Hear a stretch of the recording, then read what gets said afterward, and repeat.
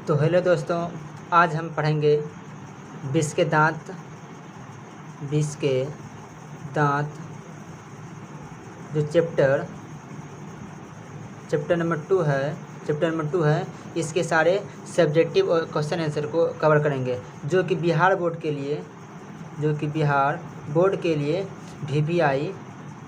VVI है। ठीक है, आप एक बार इसमें लिखी देख लें और अपने साथ कॉपी कलम ठीक है रखना है। हम साथ साथ पढ़ते जाएंगे और आपको भी साथ साथ में लिखते जाना। ठीक है, तो चलिए हम पहले क्वेश्चन नंबर 1 पढ़ते हैं। ठीक है, क्वेश्चन नंबर 1 है कि सेन साहब के परिवार में बच्चों के पालन पोषण में किए जा रहे लिंग आधारित भेदभाव का अपने शब्दों में वर्णन करें। इसमें कहा गया है जो सेन साहब थे उसके घर में जब लड़के और लड़कियां थी लिंग आधारित, ठीक है, लड़के और लड़कियां थी, उसमें किस तरह के भेदभाव किए जा रहे थे। ठीक है, जिस प्रकार जैसे लड़की थी जिस लड़की को अपने घर में कठपुतली बना रहे थे, क्या कठपुतली बना रखते थे। ठीक है, लेकिन अपने बेटे को पूरा छूट दिया रहता था, कार्ड को चुना है, कार्ड को ट्रांसफर कर देगी, उसमें कोई तरह की दिक्कत नहीं था। लेकिन वही चल जाए अपनी बेटी कहाँ चल जाए अपनी बेटी पे, जैसे कि कठपुतली बना के रखते थे कौन, सेन साहब ने। ठीक है, तो उसको हम देखेंगे। ठीक है, देखिए इसका आपका आंसर हो जाएगा।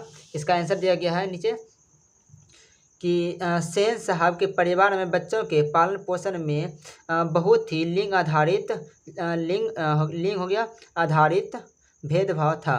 इस कहानी में देखते हैं कि सेन साहब अपनी बेटियां को कठपुतलियां बनाकर रखी थी। सेन साहब से अपनी बेटी कठपुतली का अर्थ क्या होता है कि जिसमें कोई जान ना हो, बेजान हो। ठीक है, जिसमें कोई तरह का अधिकार नहीं था। ठीक है, अगर बोलेगा बाबू उठ जा तो उठ जाएगी, बोले बैठ जाओ तो क्या करेगी, वो बैठ जाए, उसे किसी तरह का अधिकार नहीं था। ठीक है, जिसे किसी भी प्रकार की आज़ादी नहीं थी, उसे कुछ भी आज़ादी नहीं थी, वो कुछ भी नहीं कर सकती थी अपने मन से। ठीक है, और ना वो हंस सकती थी, ना वो घर से बाहर जा सकती थी, ना ही वे कार को छू सकती थी। ठीक है, अब उसकी बेटी को भी अभी देखते होंगे, आप इन लोग भी देखते होंगे अपने गाँव में कि अभी भी कुछ वैसे परिवार हैं जो कि अपनी बेटियों को कुछ भी थोड़ा सा भी आज़ादी देते नहीं है, पर बेटे को देखिएगा बहुत उन्हें की जाता था। ठीक है, तो इसके पास 5 बेटी थी, 5वां बेटा हुआ, 6ठा बेटा रहता तो खिलौना बना झुनझुना बना रहता था। ठीक है, उसे देखा आगे क्या होता है, आगे क्या बोला गया है, तो आगे देख सकते हैं आप। ठीक है,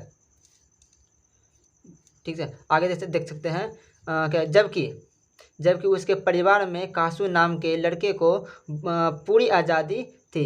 वह पढ़ सकता था, कहीं भी खेलने जा सकता था, घर में हमेशा तोड़-फोड़ करता था, फिर भी उसे कोई कुछ वो कहता नहीं था। तो ये आपका हो गया सटीक क्वेश्चन। ये क्वेश्चन आपसे 2 नंबर पूछेगा तो आप इतना ले दीजिए, आपको 2 नंबर मिल जाएगा। ठीक है, चलिए आपका अगला क्वेश्चन हो गया।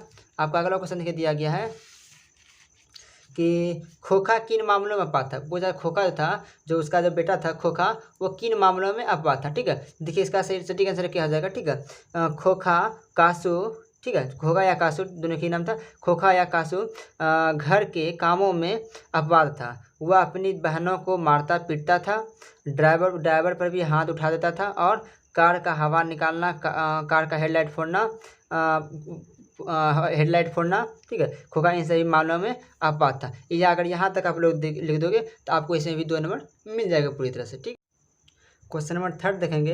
क्वेश्चन नंबर 3 बोल रहा है कि मदन और ड्राइवर के बीच विवाद कैसे हुआ था। जो मदन जो गिरधर लाल का बेटा था, जो गिरधर लाल था, जो किरानी सेन साहब के घर में काम करते, गिरधर लाल उनका जो बेटा था, उनका बेटा कौन था, मदन था। तो मदन और ड्राइवर के बीच, जो सेन साहब का ड्राइवर था, उन दोनों के बीच में झगड़ा हुआ था कैसे, ये क्वेश्चन पूछ रहे हैं। ठीक है, तो आप तो पता होगा कि मदन ने उस कार को छू लिया। जो छोटा बच्चा होता है, जब गाँव में कुछ भी नया चीज़ आता है तो उसे छूने पड़ सकता है। हम लोग भी जब बचपन में, ठीक है, कार को छूना, ठीक है, को हाथी गए हाथी मिलकर करके मिलकर पीछे जाते थे। ठीक है, तो जो मदन था वो कार को छूता है। ठीक है, उसे लालच होती है तो कार को छूता है, भाई बहुत चमक रहा है। ठीक है, लाल काले रंग की है, बहुत चमक रही है, देखते हैं क्या है। जैसे उसे छूता है, ठीक है, वो मदन जो है उसे छू लेता है। ठीक है, तो मदन और ड्राइवर के बीच झगड़ा का कारण था कि जब ड्राइवर गाड़ी साफ कर रहा था तो मदन उस गाड़ी को छुआ तो ड्राइवर ने उसे धक्का दे दिया था। ठीक है, देखिए जो छोटे मोटे आदमी होते हैं, ठीक है, वो किसी का अगर काम करे तो अपने को बहुत बड़ा समझते हैं, हम बहुत बड़े। ठीक है,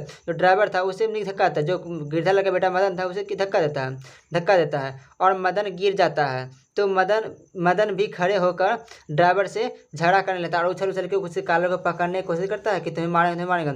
और समझ सकते हैं जो मदन था वो मात्र 5-6 साल का लड़का था। अब 5-6 साल में हम लिखे कैसे थे, इसीलिए इसे कहा गया है कि कहानी विष के दांत कहानी का नायक कौन है। अगर ये क्वेश्चन ऐसे पूछेगा कि विष के दांत कहानी का नायक कौन है, तो विष के दांत कहानी का नायक कौन है, तो आपको हो गया ये मदन। ठीक है, अगर ये पॉजिटिव पूछेगा तो हम मार देंगे विष के दांत कहानी लेखक कौन है, तो मदन है। चलिए अगला आपको क्वेश्चन हो गया, आपका लास्ट क्वेश्चन बचा हुआ है। ठीक है, इस चैप्टर का। ठीक है, ये भी आपसे पूछेगा। तो ये आपका देखिए क्वेश्चन क्या हो गया, पूछ रहा है मदन और कासू के बीच झगड़ा कैसे हुआ था।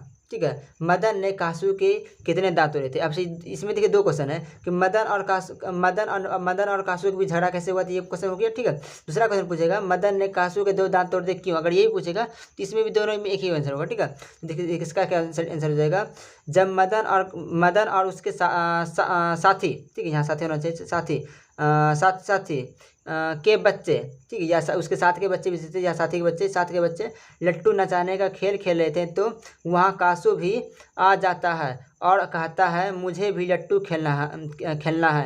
एटीट्यूड का देख रहे हैं, मुझे भी लट्टू खेलना है, इसे बोला गया था, मुझे भी लट्टू खेलना है।